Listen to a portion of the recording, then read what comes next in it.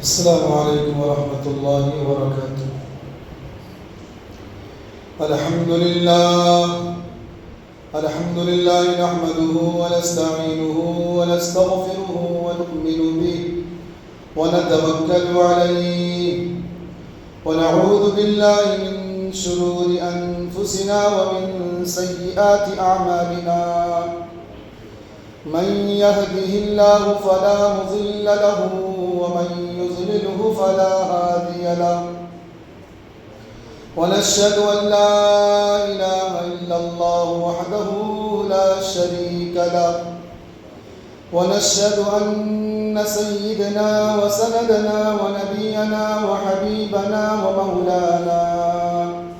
ومولانا إمام الأنبياء وسيد الأنبياء وباليقين محمدا عبده ورسوله، صلى الله تعالى عليه وعلى آله وأصحابه وأزواجه وذريته وبارك وسلم تسليما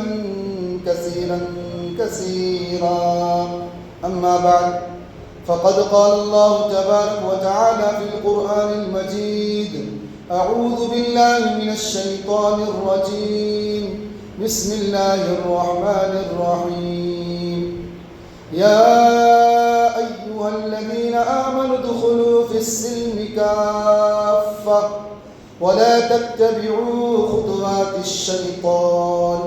إنه لكم عدو مبين. وقال النبي صلى الله عليه وسلم: إن الدنيا خلقت لكم وإنكم خلقتم للآخرة، أو كما قال عليه الصلاة والتسلیم. میرا وطن میرے جسم و جان سے پیارا ہے، کبھی غروب نہ ہو یہ وہ ستارہ ہے. رہے وطن میں ہماری محبتوں کا معیار ہمارے خون کے قطروں سے آشکارا ہے. اسی کی گود میں کھیلے پھلے پھولے، کبھی پرائے کا آغوش کب گوارا ہے. جنہیں ہے شوق کے کھیلیں وطن کی عصمت سے، جنہیں ہے شوق کے کھیلیں وطن کی عصمت سے، انہی کا دعویٰ ہے کہ ہندوستان ہمارا ہے. عزیزان ملت اسلامیہ، اللہ تبارک و تعالیٰ کا بے انتہا کرم احسان ہے کہ اللہ تبارک و تعالیٰ نے ہمیں اور آپ کو یہاں جمع فرمایا، اور دین کی نسبت پر اللہ نے ہمیں اور آپ کو کچھ باتیں سنانے کا موقع عطا فرمایا. آج اسلامی تاریخ کے اعتبار سے 23 صفر المظفر سن 1448 ہجری ہے. گزشتہ جمعے وعدہ تھا کہ ملک بھارت کے آزادی کے عنوان پر ہمارے اکابرین علماء اکرام نے ہندوستان کے اندر کیا قربانیاں دی ہیں، انشاءاللہ وہ تاریخ رکھی جائیں گی. سال میں 1-2 مرتبہ ایسا موقع آتا ہے کہ آپ کے سامنے تاریخ رکھی جاتی ہے، اور تاریخ رکھنے کی ایک وجہ یہ ہے کہ آنے والی ہماری نسلیں اپنے ماضی کو تاریخ کو یاد رکھے،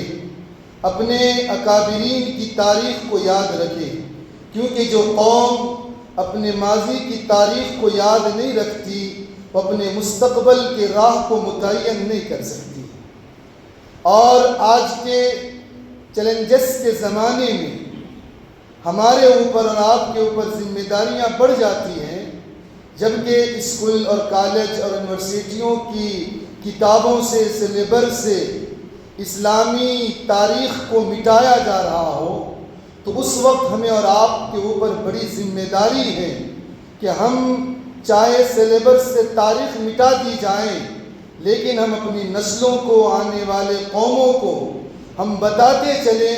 کہ یہ ہندوستان، یہ بھارت، یہ انڈیا، یہ یوں ہی آزاد نہیں ہوا، بلکہ اس میں ایک اہم رول ہمارے اکابرین کا رہا ہے، اور خاص طور پر علماء اکرام کی قربانیاں رہی ہیں، جس کے نتیجے میں ملک بھارت آزاد ہوا. دوسری بات یہ ہے کہ تاریخ کے مٹانے والے چاہے جتنی بھی کوششیں کر لیں، لیکن ہم جو ہے قیامت تک، جب تک زندگی باقی ہے، اپنے اکابرین کی تاریخ کو اپنے قوموں کے سامنے رکھتے رہیں گے، ان کے دلوں میں تاریخ کو زندہ رکھیں گے۔ کیوں؟ کہ اس لیے کہ اللہ تبارک و تعالیٰ نے قرآن پاک میں فرمایا یا ایھا الذین آمنوا ادخلوا فی السلم کافہ، اے ایمان والو مکمل دائرے اسلام میں داخل ہو جاؤ۔ اب دائرے اسلام کیا ہے؟ صرف بعض لوگ سوچتے ہیں نماز پڑھنا اسلام ہے، قرآن پڑھنا اسلام ہے، تہجد پڑھنا اسلام ہے، لیکن آپ تاریخ کے اس باب کو یاد رکھیے گا جب ہندوستان کے مائع ناز عالم دین شیخ الہند حضرت مولانا محمود الحسن دیوبندی رحمۃ اللہ علیہ جب مالٹا جیل سے رہا ہوئے اور بمبئی کی بندرگاہ پر اترے اور جیل کی 3 سال کی سلاخوں اور صعوبتوں کو برداشت کر کے ان کے جسم ساتھ دینی چھوڑ دی تھی، اس عالم میں جب علی گڑھ یونیورسٹی کے اندر پورے ملک کے مائع ناز علماء کرام کا اجلاس بلایا گیا تو اس اجلاس میں شیخ الہند رحمۃ اللہ علیہ کی جو خطبہ صدارت تھی، جو اپنی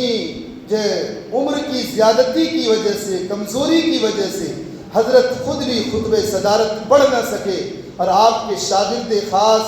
حضرت مولانا شبیر احمد عثمانی نور اللہ مرقدہ نے آپ کی خطبہ صدارت پڑھی تھی، جس میں جو جملہ تھا یہ تھا کہ جو لوگ یہ سمجھتے ہیں کہ تسبیح کا پکڑ لینا، مصلی پہ بیٹھ جانا اسلام کے لیے کافی ہے، وہ کان کھول کر سن لے، اسلام کے صاف ستھرے دامن پر بدنما داغ ہے۔ اسلام صرف تسبیح کا نام نہیں، اسلام صرف قرآن کا نام نہیں، بلکہ اسلام نے گائیڈنگ کی ہے یا ایھا الذین آمنوا ادخلوا فی السلم کافہ، کہ اے ایمان والو مکمل دائرے اسلام میں داخل ہو جاؤ۔ جہاں نماز اسلام ہے، قرآن اسلام ہے، تسبیح پکڑنا اسلام ہے، وہیں سیاست اسلام ہے، اخلاقیات اسلام ہے، معاملات اسلام ہے، معاشرت زندگی اسلام ہے۔ اس لیے ہم یہ تاریخ اپنے ہر سال ایسے موقعوں پر رکھی جاتی ہے تاکہ ہم تاریخ کو یاد رکھیں۔ ہندوستان کے جنگ آزادی کی تاریخ میں مسلمانوں کا اہم کردار اور جو رول رہا ہے، وہ تاریخ رکھنے سے پہلے ملک کی کچھ جغرافیائی تاریخ کو آپ اپنے سامنے رکھیں۔ یہ ملک، یہ بھارت، اللہ تبارک و تعالیٰ نے جس ملک کے اندر دعوت و تبلیغ کے ایک اہم کردار کو اللہ تعالیٰ نے بھارت کی سرزمین سے زندہ کیا، وہیں دنیا کے اندر اللہ تبارک و تعالیٰ نے ہندوستان کی سرزمین پر ازہر ہند دارالعلوم دیوبند کے نام سے ایک ایسا ادارہ قائم کیا جو صرف قال رسول اللہ کی درس کے لیے نہیں بلکہ آنے والے تمام چیلنجز کے جواب کے لیے بنایا گیا تھا۔ یہ اللہ تبارک و تعالیٰ نے اس ملک کے اندر اللہ نے عطا فرمایا، اور اللہ تبارک و تعالیٰ نے اس کے ساتھ ساتھ ملک کی معیشت کے اعتبار سے ہندوستان کو اللہ نے اس سرزمین بنایا جہاں جو لوگ دنیا کے اندر بڑے بڑے عقلاء جو گزرے ہیں وہ کہتے تھے کہ ہندوستان سونے کی چڑیاں ہیں۔ ہم اور آپ نے تاریخ میں پڑھا ہوگا کہ لوگ کہتے ہیں کہ ہندوستان سونے کی چڑیاں کیوں؟ اگر آپ غور کریں گے 15ویں شتابدی میں، 15ویں عیسوی میں اگر آپ جائیں گے تو 15ویں عیسوی میں یورپ کے اندر 2 ملک بڑی طاقتور تھی، ایک اسپین، ایک پرتگال۔ اسپین کا مافیا کنگ تھا کولمبس اور پرتگال کا مافیا کنگ تھا واسکو ڈی گاما، اور یہ دونوں سمندروں کے اندر جہازوں کو چھینا کرتے تھے، اور جو سمپتی، جو مال متاع ان کو ملتا اپنے ملک میں لے جا کر سرمایے میں داخل کیا کرتے تھے۔ اور اسپین اور پرتگال میں لڑائیاں بھی ہوا کرتی تھی، اسپین اور پرتگالیوں میں جنگ ہوا کرتی تھی کہ سارے مال کا حقدار ہم ہیں۔ تو اس وقت جب ان میں جنگیں ہوتی تو اپنے لڑائی کا فیصلہ کرنے کے لیے اس وقت کے جو مذہبی لوگ ہوتے تھے، جو کرسچن اس وقت کے مذہبی لوگ کے جو پوپ ہوتے، ان کے پاس فیصلے کے لیے جاتے۔ تو ایک مرتبہ اسپین اور پرتگال کے لوگوں میں جب جنگ ہوئی تو یہ لوگ جو وہاں اس وقت کے جو دھرم ستہ کے لوگ تھے، پوپ، ان کے پاس گئے فیصلے کے لیے۔ تو انہوں نے کرسچنوں نے جو پوپ تھے انہوں نے پوری دنیا کو دو جگہ ڈیوائیڈ کیا، ایک یورپی ممالک ایک مغربی ممالک، اور مغربی پچھمی علاقے کو لوٹنے کی ذمہ داری اسپین کو دی گئی اور یورپ پوروی علاقے کو لوٹنے کی ذمہ داری جو ہے وہ پرتگال کو دیا گیا کہ تم ان دو ملکوں کو دونوں طرف کے مال و متاع کو اپنے ملکوں میں اکٹھا کرو۔ تو اسی کے اشارے اور ایما پر 1492 کو اسپین کا مافیا کنگ کولمبس لوٹنے کے لیے امریکہ کی سرزمین پر گیا اور امریکہ کو لوٹا، اور امریکہ کی کثیر تعداد مال جب اسپین آیا اور جب اسپینیوں کو پتہ چلا کہ امریکہ کے اندر اتنا مال ہے تو اسپین نے اپنی فوج کشی کی اور امریکہ کے آج جو موجودہ امریکہ ہے وہ اصل امریکہ نہیں ہے، بلکہ جو امریکہ کے اصل مول باشی تھے، جو وہاں کے رہنے والے ڈیگنڈینس جو لوگ تھے، تقریباً آج جو امریکہ اپنے آپ کو عدل و انصاف کا جو پیمبر کہتا ہے اور عدل و انصاف کی جو باتیں کر رہا ہے، لوگوں کو معلوم ہونی چاہیے یہ امریکہ 10 کروڑ ریگنڈیس کے خون کے یعنی سرزمین کو رنگین کرنے کے بعد یہ امریکہ آج کھڑی ہے۔ وہاں کے جو موجودہ لوگ تھے، وہاں کے جو اصل باشندے ریگنڈینس تھے، ان کو انہوں نے ذبح کیا، پھر امریکہ پر غالب آیا۔ اسی طریقے سے جو 1498 کو ہندوستان کی سرزمین کو لوٹنے کے لیے جو پرتگال کا mafia king Vasco da Gama کیرلے کی سرزمین پر آیا اور کیرلا کے اندر کالی کٹ، اور اس وقت 1498 عیسوی میں کیرل کی سرزمین پر جو بادشاہ تھا اس کا نام جھامورین تھا، اس کے پاس آیا اور کہا کہ میں آپ کے ملک میں رہنا چاہتا ہوں، تجارت بیپار کرنا چاہتا ہوں، اور وہ آ کر کیونکہ ملک بھارت مہمان نوازی میں مشہور تھا تو اس نے اس کو رکھا۔ چند عرصہ گزرنے کے بعد وہی واسکو ڈی گاما نے جو ہے کالی کٹ کا جو بادشاہ تھا اس کو ذبح کیا، قتل کر دیا اور خود کالی کٹ کا بادشاہ بن گیا اور سمندر کے اندر جہازوں کو لوٹنے لگا، یہاں تک کہ آپ نے جو جملہ سنا کہ ہندوستان سونے کی چڑیاں تھی، تو آپ اس معنی کر اس تاریخ کی روشنی میں سمجھے کہ اس واسکو ڈی گاما نے ہندوستان کو لوٹنے کے بعد پہلی مرتبہ 7 جہاز سونے کی اشرفیوں سے لاد کر پرتگال لے کر گیا، پھر دوبارہ آیا،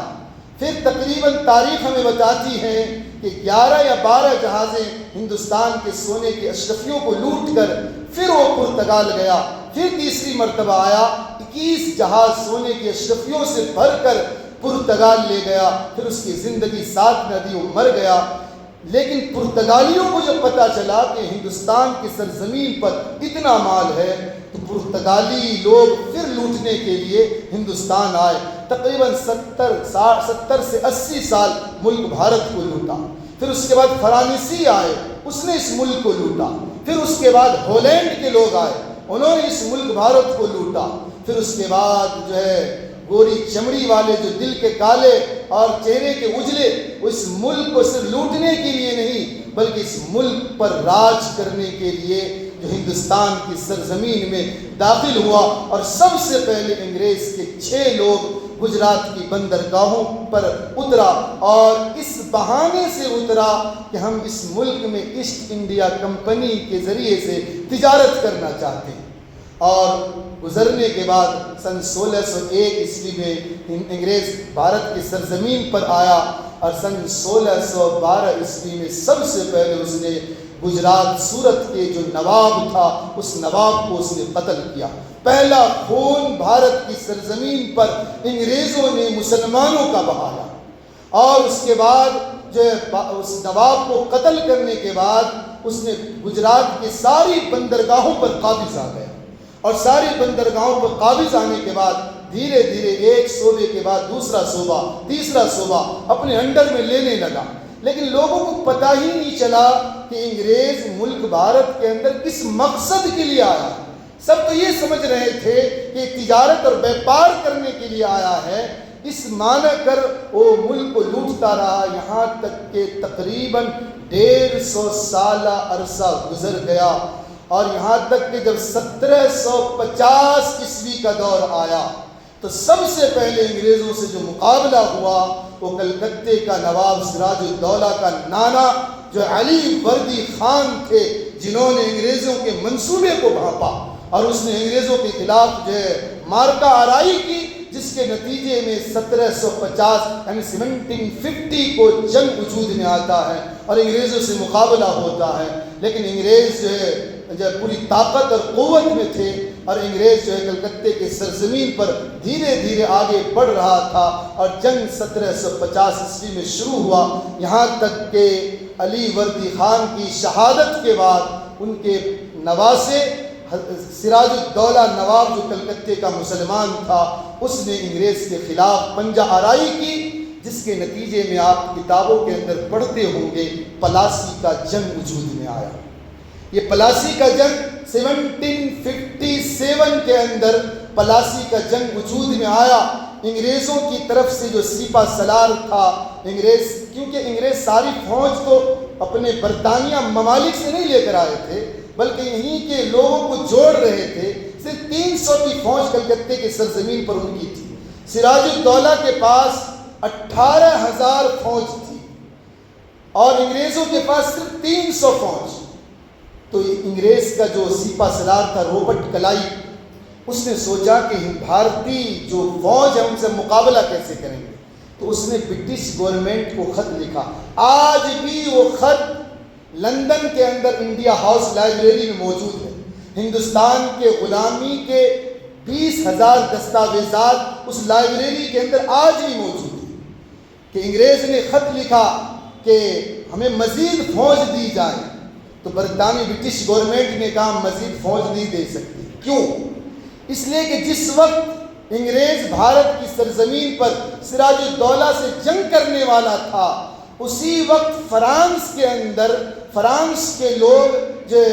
انگریز جو پوری فوج فرانس کے خلاف بوناپارٹ کے خلاف جو جنگ میں اتار رکھا تھا، اس لیے اس نے کہا کہ ہم مزید فوج نہیں بھیجیں گے۔ تو رابرٹ کلائی نے اپنے 2 جاسوس سراج الدولہ کے فوج میں بھیجا، جا کے دیکھو کوئی ضمیر فروش ملتا ہے۔ تو ادھر سراج الدولہ کا جو سپہ سالار تھا میر جعفر، وہ ہمیشہ خواب یہ دیکھا کرتا تھا کہ کسی طریقے سے میں کلکتے کا نواب بن جاؤں، اور اس وقت کا نواب جیسے کہ آج کے زمانے میں MP اور MLA یہ خواب دیکھا کرتا تھا۔ تو وہ ضمیر فروش میر جعفر نے انگریز کے ہاتھ میں سودا کر لیا۔ جب جو جون کے مہینے میں 1757 عیسوی میں پلاسی کا جنگ جب وجود میں آیا، تاریخ ہمیں بتاتی ہے 60 منٹ بھی جنگ نہ ٹکی، اور یہ میر جعفر نے اپنی ساری فوج کو انگریزوں کے سامنے سرنڈر کرنے کا آرڈر دے دیا،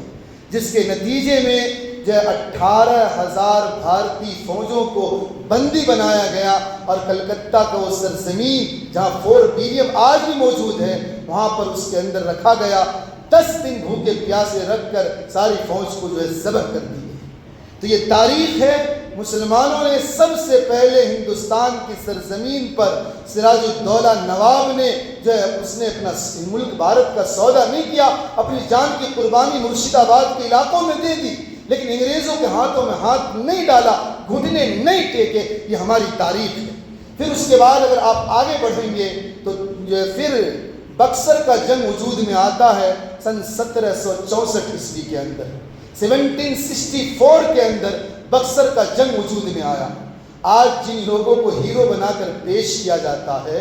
اس وقت اپنے ماؤں کے پیٹوں میں وجود بھی نہ پائے تھے جب ہمارے اکابرین نے انگریزوں کے خلاف پنجہ آرائی کی تھی۔ ہاں، وہ لوگ بھی ہمارے لیے قابل فخر ہیں، لیکن یہ اس وقت کی بات ہے جب ہمارے اکابرین نے انگریزوں کے خلاف پنجہ آرائی کی، جس کے نتیجے میں 1764 عیسوی کے اندر بکسر کا جنگ وجود میں آتا ہے، اور اس کے اندر بھی جو سپہ سالاری ہے میر قاسم ہے، مغل شہنشاہ ہے، اور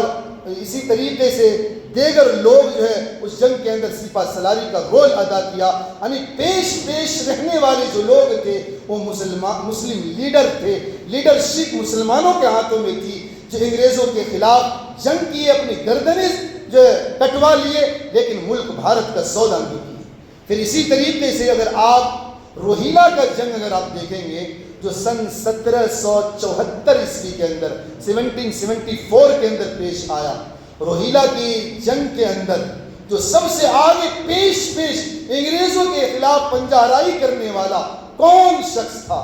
آج مسلمان اس تاریخ کو جانتی بھی نہیں ہے، کہ وہ مسلم قوم اس تاریخ سے ناآشنا ہے، ہم اور آپ اس تاریخ کو پڑھے بھی نہیں۔ اب غور کریں کہ سن 1774 عیسوی میں جب جنگ وجود میں آیا، سب سے پہلے آگے بڑھ کر جو سپہ سالاری کا رول ادا کرنے والا اسی مدرسے سے پڑھا ہوا حافظ رحمت اللہ خان تھے، جنہوں نے میدان کے اندر انگریزوں کے خلاف جو ہے پنجہ آرائی کی، اور آخری دم تک جب تک ان کے جسموں میں خون تھا، جان تھی، روح تھی، اس وقت تک انگریزوں کے ساتھ لڑتے رہے۔ اور سن 1774 عیسوی کے اندر جو ہے روہیلا کے جو ہے سرزمین پر وہ حافظ رحمت اللہ خان شہید ہو گئے، لیکن انگریزوں کے سامنے گھٹنے نہیں ٹیکے۔ یہ ہمارے آبا و اجداد کی تاریخ ہے۔ اسی طریقے سے انگریز آگے بڑھتا رہا، یہاں تک کہ آپ حضرات جانتے ہیں 1799 کو جو ٹیپو سلطان شہید رحمت اللہ علیہ سے سرنگا پٹن میں جو ہے جنگ وجود میں آیا۔ اور آپ اس جملے سے اندازہ لگا سکتے ہیں، میں مختصر تاریخ آپ کے سامنے رکھتا ہوں، تفصیل نہیں، موقع نہیں ہے تفصیل کا، مختصر یہ ہے کہ حضرت ٹیپو سلطان شہید رحمت اللہ علیہ کی خون سے لتڑی لاشوں پر جب انگریز نے چڑھ کر یہ کہا تھا آج سے ملک ہمارا ہے، آپ اس جملے سے اندازہ لگا سکتے ہیں کہ حضرت ٹیپو سلطان شہید رحمت اللہ علیہ انگریز کے لیے کتنی اہانی اور مضبوط دیوار بنے ہوئے تھے، کہ انگریز ان کی شہادت پر یہ جملہ کہنے پر مجبور ہوئے کہ آج سے یہ ملک بھارت ہمارا ہے۔ ورنہ 1799 عیسوی سے پہلے، کیونکہ سن 1601 عیسوی میں انگریز بھارت کی سرزمین پر آیا، 200 سال گزر گیا، لیکن کبھی انگریزوں کو ہمت نہیں ہوئی یہ کہنے کی کہ ملک بھارت ہمارا ہے۔ لیکن حضرت ٹیپو سلطان شہید رحمت اللہ علیہ کی جو لاشوں پر چڑھ کر انگریز نے یہ کہا تھا ان کی شہادت کے بعد کہ ملک ہمارا ہے، اس جملے سے اندازہ لگا سکتے ہیں کہ حضرت ٹیپو سلطان شہید رحمت اللہ علیہ انگریز کے لیے کتنی مضبوط اور اہانی دیوار بن کر سیسا پلائی دیوار بن کر کھڑے ہوئے تھے۔ اسی طریقے سے سن 1800 عیسوی کے اندر جب ان کے لیے میدان جو صاف ہو گیا اور دلی پر جب قابض ہوئے، اس وقت انگریز جب دلی پر قابض ہوا، دلی میں شاہ عالم بادشاہ کی حکومت تھی، اس نے شاہ عالم بادشاہ کو اپنے انڈر میں لیا، اور شاہ عالم بادشاہ کو انڈر میں لینے کے بعد اس نے پورے دلی کے لال قلعے پر سن 1803 عیسوی میں انگریزی پرچم لہرایا، اور اس نے آواز لگائی خلق خدا کی، ملک بادشاہ سلامت کا، اور حکومت چلے گی ایسٹ انڈیا کمپنی کی۔ جب انگریز نے یہ جملہ کہا، یہ نعرہ دیا، یہ اعلان کیا، اس وقت انگریزوں کے آنکھوں میں آنکھیں ڈال کر بات کرنے والی کوئی شخصیت دنیا کے اندر نہ تھی، اگر تھی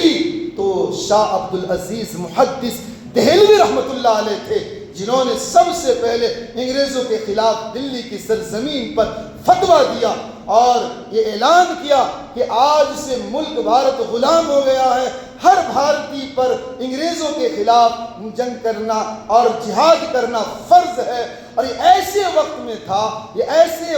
نعرہ تھا جس وقت انگریزوں کے آنکھوں میں آنکھیں ڈال کر بات کرنے والی کوئی شخصیت نہ تھی۔ آج جن کو ہیرو بنا کر پیش کیا جاتا، ان کے ڈیٹ آف برتھ اٹھا کر دیکھ، کوئی 806 میں پیدا ہوئے، کوئی 1807 میں پیدا ہوئے، کوئی 1906 میں پیدا ہوئے، 1869 میں پیدا ہوئے گاندھی جی۔ یہ سارے لوگ ہمارے قابل فخر ہیں، لیکن ہمارے آبا و اجداد نے، ہمارے اکابرین نے، علماء دین نے ہندوستان کے آزادی کے لیے اس وقت قربانی دیے تھے جب یہ لوگ دنیا میں بھی نہ آئے تھے۔ 1803 کی بات کر رہا ہوں، 1803 عیسوی میں حضرت شاہ عبدالعزیز محدث دہلوی رحمۃ اللہ علیہ، شاہ عبدالعزیز محدث دہلوی رحمۃ اللہ علیہ نے یہ نعرہ دیا، اور نعرہ دینے کے بعد جس کے نتیجے میں انگریز نے آپ کی ساری جائیداد قرض کر لی، ساری جائیداد چھین لی، دلی سے آپ کو شہر بدر کر دیا گیا، اور آپ کے کھانوں میں زہر دے دیا گیا، جس کے نتیجے سے شاہ عبدالعزیز محدث دہلوی رحمۃ اللہ علیہ کی آنکھ کی بینائی چلی گئی۔ اور شاہ عبدالعزیز محدث دہلوی کون ہے؟ یہ تاریخ بھی آپ سامنے رکھے شاہ ولی اللہ محدث دہلوی نور اللہ مرقدہ کے فرزند ہیں، ان کے چشم و چراغ ہیں۔ اور شاہ ولی اللہ محدث دہلوی کون ہیں؟ یہ وہ شخصیت ہے کہ اکھنڈ بھارت کے جتنے بھی علماء، سارے علماؤں کا حدیث کا شجرہ ان کے واسطے سے جناب رسول اللہ صلی اللہ علیہ وسلم تک پہنچتی ہے۔ ساری حدیثوں کی سلسلے ان کے واسطے سے پہنچتی ہے، شاہ ولی اللہ محدث دہلوی رحمۃ اللہ علیہ، اور ان کے فرزند شاہ عبدالعزیز محدث دہلوی، جنہوں نے سب سے پہلے ہندوستان کی سرزمین پر قرآن کا ترجمہ فارسی زبان میں کی۔ اس اردو زبان کا وجود بھی، اردو زبان میں قرآن کے ترجمے آئے بھی نہیں تھے۔ سب سے پہلا جو ترجمہ کیا گیا فارسی زبان میں شاہ عبدالعزیز محدث دہلوی رحمۃ اللہ علیہ نے۔ تو خیر ان کے کھانوں میں زہر دے دیا گیا، جس کے نتیجے سے ان کی آنکھوں کی بینائی چلی گئی، لیکن پھر بھی پاؤں میں طاقت تھے، زبانوں میں قوت تھی، اپنے شاگردوں کو اکٹھا کی، اور شاگردوں کو اکٹھا کی۔ ان کے شاگردوں میں سے خاص شاگرد سید احمد شہید رائے بریلوی رحمۃ اللہ علیہ، اور ان کے خاندان کے چشم و چراغ شاہ اسماعیل شہید رحمۃ اللہ علیہ، ان کو کھڑا کے یہاں تک کہ حضرت 1824 عیسوی میں شاہ عبدالعزیز محدث دہلوی رحمۃ اللہ علیہ کی وفات ہوئی، لیکن اپنی وفات سے پہلے اپنے شاگردوں کو کھڑا کیے اس کام کے لیے، انگریزوں کے خلاف جنگ کے لیے، پنجہ آزمائی کے لیے۔ اور ان کے خاندان کے چشم و چراغ سید احمد شہید رائے بریلوی اور شاہ اسماعیل شہید رحمۃ اللہ علیہ اس تحریک کو 1824 کے بعد لے کر چلے۔ اور آپ غور کریں گے، یہ سید احمد شہید رائے بریلوی رحمۃ اللہ علیہ وہ شخصیت ہے کہ اللہ تبارک و تعالیٰ نے جہاں تک علم دین سے ان کو نوازا، وہیں اللہ تعالیٰ نے تصوف میں سب سے اعلیٰ پیمانہ ان کو عطا فرمایا۔ اس وقت ان کے ہاتھوں پر ہندوستان کے آزادی کے لیے تقریباً 6000 لوگوں نے بیعت کیے تھے، اور یہ ایسی جماعت تھی کہ لوگوں نے کتابوں میں باتیں لکھی ہے، حضرات صحابہ رضی اللہ تعالیٰ عنہ کے بعد اتنی مضبوط جماعت آج تک اکٹھا نہیں ہوئی جو سید احمد شہید رائے بریلوی رحمۃ اللہ علیہ کے زمانے میں 1824 کے بعد ان کے ہاتھوں پر، کہ راتوں میں مسلوں پر وقت گزرتے، دن میں جو ہے گھوڑوں کے پیٹھوں میں ان کا وقت گزرا کرتا تھا، اور رات میں سید احمد شہید رائے بریلوی رحمۃ اللہ علیہ جو ذکر و اذکار کراتے تھے وہ ساری چیزیں موقوف کرا دی جنگ کے درمیان، اور رات کے اندھیروں میں تہجد کے وقت تہجد کا نماز باقی رکھے۔ پھر اس اوقات میں ان کو ٹریننگ دی گئی کس طرح انگریزوں کو بھگایا جائے، لیکن ان کے لیے سب سے پہلا بڑا مسئلہ یہ تھا کہ ہمارا کوئی اصل مرکز بن جائے جہاں ہم اکٹھا ہو سکیں۔ اب مرکز کہاں بنایا جائے تو تاریخ ہمیں بتاتی ہے سید احمد شہید رائے بریلوی رحمۃ اللہ علیہ اس وقت کا اکھنڈ بھارت کے پڑوس ملک بنگلہ دیش اور ہندوستان مل کر جو بھارت تھا، اس بھارت کا صوبہ سرحد کے علاقے کو انہوں نے انتخاب کیا اور صوبہ سرحد کو اپنا مرکز بنایا۔ صوبہ سرحد کو مرکز بنانے کی ایک وجہ یہ تھی کہ صوبہ سرحد سے لگ کر جتنی بھی کنٹریاں ملک تھے، ایک طرف افغانستان تھا، ایک طرف ایران تھا، ایک طرف دوسرے ممالک تھے، یہ سارے اسلامی ممالک تھے کہ اگر کوئی ضرورت پڑی تو ہمیں ان ملکوں سے مدد ملے گی۔ اور دوسری وجہ یہ تھی کہ صوبہ سرحد کے لوگ جن کو اپنا مہمان بنا لیتے، اپنی جان کی قربانی دے دیتے، لیکن مہمانوں کو دشمنوں کے حوالے نہیں کرتے۔ اس غرض سے سید احمد شہید رائے بریلوی رحمۃ اللہ علیہ نے اپنا جو مرکز صوبہ سرحد کو بنایا، اور صوبہ سرحد کو بنانے کے بعد وہاں سے لیڈ کرنے لگے پورے ملک بھارت کے اندر، اکھنڈ بھارت اس وقت کا پورے، کسی طرح انگریزوں کو بھگایا جائے اور کسی طرح ہم دلی تک پہنچ جائیں، اور دلی پہنچ کر انگریزوں کی جو ہے یعنی قلعے کو مسمار کر دیا جائے، منصوبے کو توڑ دیا جائے۔ اس غرض سے سید احمد شہید رائے بریلوی رحمۃ اللہ علیہ جب آگے بڑھنے لگے، انگریز کو جب اس کی اطلاع ملی تو انگریز نے پنجاب کے علاقوں میں جو راجا تھا، راجا رنجیت سنگھ، اس کو سید احمد شہید رائے بریلوی رحمۃ اللہ علیہ کے خلاف کھڑا کر دیا کہ تم ان سے جنگ کرو، ان کو آگے نہیں بڑھنے دو، ہم تمہیں ساری چیزیں عطا کریں گے۔ تو یہ راجا رنجیت سنگھ جو سید احمد شہید رائے بریلوی رحمۃ اللہ علیہ کے خلاف راستے میں آہنی دیوار بن کر کھڑا ہو گیا۔ جب سید احمد شہید رائے بریلوی رحمۃ اللہ علیہ کی اطلاع ملی، حضرت نے خط لکھا، دیکھو انگریز تمہارا بھی دشمن، ہمارا بھی دشمن، اگر تم نے اس کا ساتھ دیا تو ان سے جنگ کرنے سے پہلے ہم تم سے جنگ کریں گے، یہ تمہارا بھی ساتھ دینے والا نہیں ہے۔ لیکن راجا رنجیت سنگھ نہیں مانا، تاریخ ہمیں بتاتی ہے کہ سید احمد شہید رائے بریلوی رحمۃ اللہ علیہ کا راجہ رنجیت سنگھ سے جنگ ہوئی، اور پہلے وار میں سید احمد شہید رائے بریلوی رحمۃ اللہ علیہ نے پنجاب کے چھوٹے سے علاقے کو فتح کر دی اور وہاں اسلامی طرز پر حکومت قائم کر دی 1826 کے دور میں۔ جب یہ چیزیں ہوئی اور انگریزوں کی پالیسی ناکام ہوتی نظر آئی تو انگریز نے راجہ رنجیت سنگھ کو ساتھ لے کر اس نے ایک ایسا ایشوز کھڑا کیا، آج تک امت مسلمہ اس ایشوز میں پھنسی ہوئی۔ وہ ایشوز کیا تھے، وہ چیز کیا تھی، وہ نعرہ کیا تھا جس کی بنیاد پر سید احمد شہید رائے بریلوی رحمۃ اللہ علیہ کے فوج کے 4000 مجاہدین کو مسلمانوں نے اپنے ہاتھوں سے ذبح کیا؟ وہ یہ وجہ تھی کہ انگریز نے کتابیں لکھی 10 یا 12 جلدوں میں، اور لکھنے کے اس کے اندر لکھا گیا کہ سید احمد شہید رائے بریلوی وہابی ہے، ان کا ساتھ نہ دو۔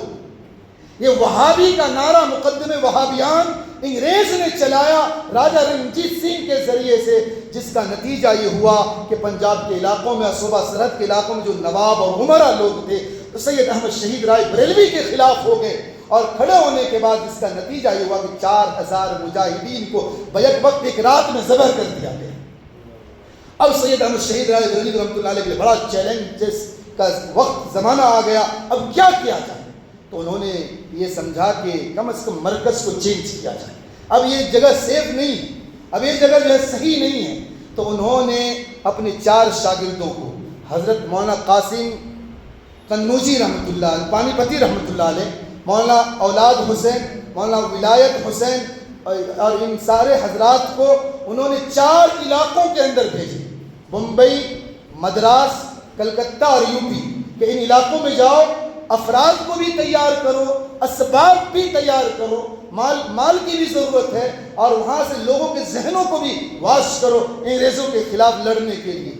یہاں تک کہ سن 1831 عیسوی کا دور آیا۔ 1831 عیسوی میں آپ نے کتابوں کے اندر پڑھا ہوگا کہ جو جنگ وجود میں آیا بالا کوٹ کا جنگ، بالا کوٹ کی پہاڑی پر سید احمد شہید رائے بریلوی رحمۃ اللہ علیہ اور شاہ ولی اللہ محدث دہلوی کے خاندان کے چشم و چراغ شاہ عبدالعزیز محدث دہلوی کے بڑے فرزند شاہ اسماعیل شہید رحمۃ اللہ علیہ، جو ہاتھی پر سوار ہو کر انگریزوں کے خلاف پہاڑ کی چوٹی پر جو ہے جنگ کرنے کے لیے تیار ہے، چاروں طرف سے تلواریں چل رہی ہیں، اور قریب یہ ہے کہ میدان فتح ہوا نظر آ رہا تھا، راجہ رنجیت سنگھ سے جنگ ہو رہی تھی۔ اسی اثنا میں راجہ رنجیت سنگھ کا بیٹا شمشیر سنگھ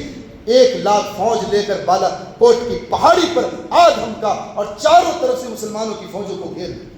اور یہاں تک کہ اسی بالا کوٹ کی چوٹی پر آج بھی وہ پہاڑی مسلمانوں کی خون سے رنگین ہے، اور اگر اللہ تعالیٰ اس سرزمین کو اگر گولی دے دے، آواز دے دے، چیخ کر کہے گی یہ سید احمد شہید رائے بریلوی کی خون سے رنگین ہے۔ اور سید احمد شہید رائے بریلوی رحمۃ اللہ علیہ کو ذبح کر دیا گیا، اسی پہاڑی پر شاہ اسماعیل شہید رحمۃ اللہ علیہ کو ذبح کر دیا گیا۔ مسلمانوں کی مجاہدین جو تھے سارے کے سارے 1831 عیسوی میں بالا کوٹ کے پہاڑی پر شہید ہو گئے۔ انگریزوں سے سمجھوتا نہیں کیا، ان کے سامنے گھٹنے نہیں ٹیکے۔ یہ ہماری تاریخ ہے۔ 1831 تک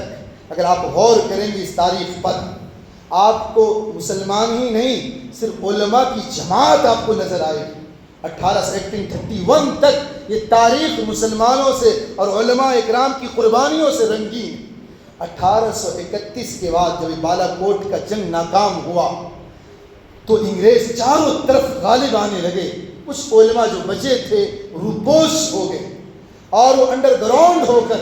انگریزوں کے خلاف جو دوسری جنگ آزادی کی تحریک چلانے کے لیے جو منصوبے بنانے لگے۔ یہاں تک کہ منصوبہ بناتے رہے، یہاں تک کہ 1857 عیسوی کے اندر شاملی کے میدان میں جو جنگ وجود میں آیا، جس کو لوگ کتابوں میں غدر سے جانتے ہیں، لیکن اس کو غدر کہنا غلط ہے، کیونکہ غدر کے معنی دھوکہ ہے۔ یہ تو انگریز نے نعرہ دیا تھا کہ ان لوگوں نے ہمیں دھوکہ دیا۔ آپ غور کریں گے جو شاملی کے میدان میں جنگ لڑی گئی اور شاملی کے میدان میں جو جنگ وجود میں آئی، یہ جنگ وجود میں لانے والی جو شخصیت تھے، آپ اس پہ غور کیجئے کون تھے۔ حضرت مولانا احمد اللہ شاہ فیض آبادی رحمۃ اللہ علیہ، یہ کون ہے؟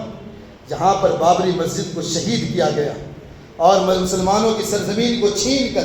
جو بھیک میں زمین دی گئی ہے، جہاں پر جس عالم دین اور مجاہد آزادی کے نام سے مسجد تعمیر ہونے کا ایک منصوبہ بنایا گیا ہے، یہ وہی شخصیت ہے شاہ احمد اللہ فیض آبادی رحمۃ اللہ علیہ۔ یہ وہ شخصیت ہے کہ جنہوں نے انگریزوں کے خلاف، کیونکہ انگریزوں کے فوج میں مسلمان بھی اور دوسرے بھارتی بھی داخل تھے، تو انہوں نے انگریزوں کے فوج میں جا کر یہ باتیں کہی شاہ احمد اللہ فیض آبادی رحمۃ اللہ علیہ کہ انگریز آٹوں میں خنزیر کی چربی ملا کر تمہیں کھلا رہے ہیں، تم اس کے خلاف کھڑے ہو۔ تو شاہ احمد اللہ فیض آبادی کے شیخ ہیں محراب علی قلندری قادری رحمۃ اللہ علیہ، انہوں نے خلافت دیتے وقت شاہ احمد اللہ فیض آبادی رحمۃ اللہ علیہ کو محراب قلندری رحمۃ اللہ علیہ نے بات کہی تھی کہ مسلمانوں کے خونوں میں جہاد کا جو خون ٹھنڈا پڑ گیا ہے، اس سوکھی ہوئی رگوں میں خون کے دوڑانے کا کام تم کرو گے، اس شرط میں تمہیں بیعت کرتا ہوں اور تمہیں جو ہے خلافت دیتا ہوں کہ ہندوستان سے انگریزوں کو بھگایا جائے۔ صوفیت میں، درس تدریس میں یہ سارے علماء مل کر کھڑے ہوئے اور شاہ احمد اللہ فیض آبادی رحمۃ اللہ علیہ نے انگریز کے خلاف منصوبہ بنائے اور انگریز کی فوج میں جو لوگ تھے انگریز کے خلاف کھڑا کر دیے، جس کے نتیجے میں شاملی کے میدان کے اندر جنگ وجود میں آیا۔ اور شاملی کے میدان میں پہلی صف میں جو لوگ کھڑے تھے، جو لیڈ کر رہے تھے، جو لیڈرشپ جن کے ہاتھوں میں تھی، میرے بھائیو ذرا غور کرنا، حضرت مولانا قاسم نانوتوی قدس اللہ سرور بانی دارالعلوم دیوبند، حضرت مولانا رشید احمد گنگوہی رحمۃ اللہ علیہ، مولانا حاجی امداد اللہ مہاجر مکی رحمۃ اللہ علیہ، حافظ ضامن شہید رحمۃ اللہ علیہ، یہ سارے احباب تھے جو پیش تھے۔ اسی شاملی کے میدان میں حافظ ضامن شہید رحمۃ اللہ علیہ کی کن پٹی میں گولی لگی تھی، آج بھی مظفر نگر کے ایک علاقے میں ان کے مزارات موجود ہیں۔ یہاں تک کہ سن 1857 کا یہ جنگ بھی ناکام ہوا اور انگریز 1857 کے بعد انگریز نے اپنے پارلیمنٹ میں یہ ریزولوشن پاس کیا اور یہ نوٹس لائے کہ سارا رول جو اس میں اہم کردار علماء کا ہے، اس لیے جس پر بھی علماء کی نشانی نظر آئے فوراً اس کو سوٹ کر دیا جائے، سولی پہ چڑھا دی جائے، جس کے نتیجے میں انگریز مورخ کہتا ہے کہ دلی کے چاندنی چوک سے لے کر پشاور کی جامع مسجد تک کوئی ایسا درخت نہیں تھا جس پر علماء کی گردنیں نہ لٹکائی گئی۔ 35 سے 50 ہزار علماء کو پھانسی کے پھندوں پہ چڑھا دیا گیا، 50 ہزار علماء کو پھانسی دے دی گئی۔ وہ دلی جو مغلیہ سلطنت سے علم کا مرکز سمجھا جاتا تھا، اسلام کے علم کا مرکز، لیکن 1857 کے بعد پورے دلی میں گھوم جاتے کوئی ایک مسئلہ وراثت کا بتانے والا کوئی عالم نہیں ملتا۔ کیوں؟ انگریز نے یہ ریزولوشن پاس کیا، نوٹس چسپا کیا، جس پر علماء کی نشانی نظر آئے فوراً پھانسی دے دی جائے، گولی مار دی جائے، جس کے نتیجے میں 35 سے 50 ہزار علماء نے ہندوستان کی آزادی کے لیے اپنی جان کی قربانی پیش کر دی، لیکن انگریزوں کے سامنے گھٹنے نہیں دی۔ اور اسی 1857 کی تاریخ میں جب یہ 1857 کا جنگ ناکام ہوا تو انگریز نے شاہ احمد اللہ فیض آبادی رحمۃ اللہ علیہ کے سر پر 50,000 سونے کا سکہ انعام رکھا کہ جو زندہ یا مردہ پکڑ کر لا جائے۔ تو تاریخ ہمیں بتاتی ہے کہ ایک شخص تھا راجہ جگن ناتھ، اس نے دھوکے سے شاہ احمد اللہ فیض آبادی رحمۃ اللہ علیہ کو بلایا اور ان کو ذبح کر کے انگریز کے سامنے ان کا سر پیش کر دیا۔ تو ایک مجاہد آزادی شاہ احمد اللہ فیض آبادی رحمۃ اللہ علیہ کی شکل میں 1857 کے بعد ادھر غل ہوئے، اور ادھر دکن حیدرآباد کے اندر آپ غور کریں گے کہ اس وقت حیدرآباد 1857 کے اندر مکہ مسجد جو حیدرآباد کی آج بھی چار مینارہ کے پاس موجود ہے، اس کے جو امام تھے، آج بھی تاریخ جانتی بھی، حضرت علامہ علاء الدین رحمۃ اللہ علیہ جو مکہ مسجد کے امام تھے، اس نے انگریز کے خلاف فتویٰ دیا، انگریز کے خلاف تقریریں کی، جس کے نتیجے میں انگریز نے ان کو مکہ مسجد سے گرفتار کیا۔ اور آپ یہ تاریخ یاد رکھیں،